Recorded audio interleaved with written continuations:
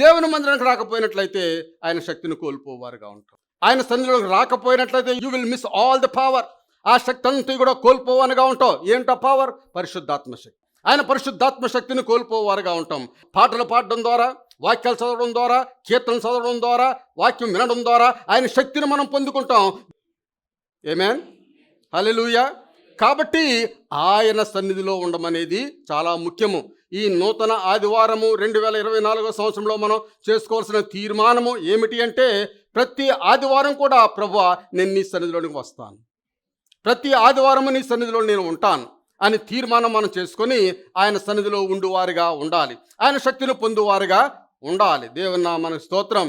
మీకు శాంతి లేకపోయినట్లయితే, సమాధానం లేకపోయినట్లయితే ఆయన శక్తే మనకు విజయాన్ని ఇచ్చేది. ఆయన శక్తిని మనం పొందుకునే వారుగా ఉండాలి ప్రియులారా. దేవుని నామమునకు స్తోత్రం.